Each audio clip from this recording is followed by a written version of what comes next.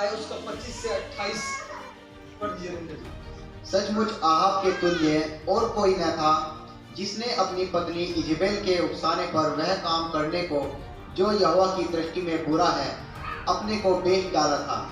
वह तो उन अमोरियों के समान जिनको यहोवा ने इजराइलियों के सामने से देश से निकाला था बहुत ही घिनौने काम करता था, अर्थात मूर्तों की उपासना करने लगा था। एलिय्याह के ये वचन सुनकर आहाब ने अपने वस्त्र फाड़े और अपनी देह पर टाट लपेटकर उपवास करने और टाट ही ओढ़े पड़ा रहने लगा। देखिए, आहाब जो था एक बहुत बेकार आदमी था, क्लियर सी बात। आहाब बहुत बुरा व्यक्ति था। अपनी पत्नी के उकसाने पे उसने किसकी रात की बारी ले ली थी? कौन था वो व्यक्ति? किसने बोला? नाबोत की रात की बारी उसने ले ली थी अपनी पत्नी के उकसाने पे। ऐसा करना तो उपवास भी कई बार अलग अलग तरीके से होते हैं। उपवास का प्रचार करना, लोगों को बिठाना और लोग नाबोत पर नालिश करेंगे, इसने परमेश्वर के विरोध में, तेरे विरोध में गलत बातें कही है और जब पथराव करके मार दिया जाए। और ऐसा ही हुआ। उसने उसकी नाबोत की जो दाग की बारी बगीचा था, गार्डन था, वो आहाब को दिलवा दिया। उसकी पत्नी इजेबेल बहुत खतरनाक स्त्री थी।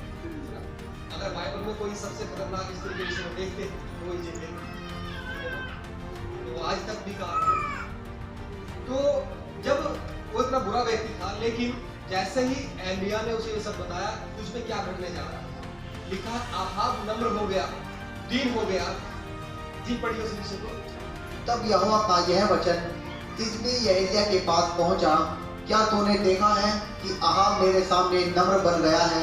क्या तूने देखा है आहाब जो व्यक्ति था वो मेरे सामने नम्र बन गया? पहले तो वो कैसा था और अब देख वो कैसा है। जी, इस कारण कि वह मेरे सामने नम्र बन गया है, मैं वह विपत्ति उसके जीते जी उस पर न डालूंगा, परंतु उसके पुत्र के दिनों में मैं उसके घराने पर वह विपत्ति भेजूंगा। सुन रहे क्या लिखा है? उसके जीते जी तो ये विपत्ति मैं उस पर नहीं डालूंगा, परंतु उसके पुत्र के दिनों में, उसके घराने पर मैं ये विपत्ति डालूंगा। उसका पूरा घराना खत्म हो जाएगा, ऐसा परमेश्वर कह रहा है।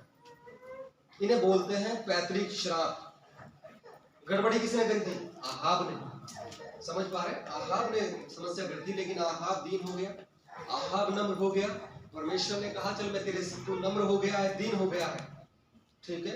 अब ये जो विपत्ति है जो मैं तुझ पे डालने जा रहा था, तेरा घराना खत्म होने जा रहा था, अब ये विपत्ति मैं तेरे पुत्रों के दिन में डाल दूंगा, ठीक है, तेरे घराने पर डाल दूंगा। अब ऐसा नहीं परमेश्वर न्यायी है कि वो उसके पुत्र की जरूर डाल रहा है। यदि उसके पुत्र जो थे, उसका वंश जो था वो दीन हो जाए तो परमेश्वर उसे भी छोड़ देगा। समझ पा रहे हैं?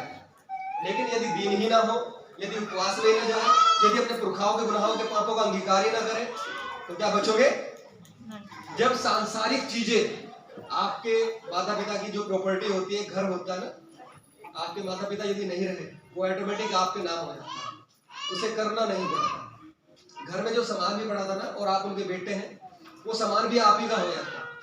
आपको ये नहीं करना पड़ रहा है सामान मेरा है, क्योंकि आपके माता पिता नहीं रहे, अब ये ऑटोमेटिक आप पे ट्रांसफर हो गया है।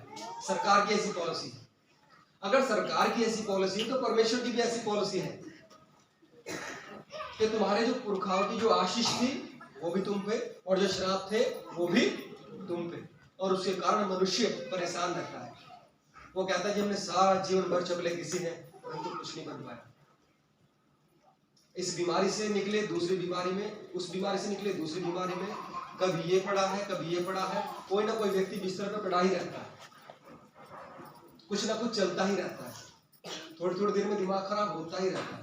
ऐसा ये सब श्राप का प्रभाव है जो हमारी लाइफ में दिखता है, जीवन में।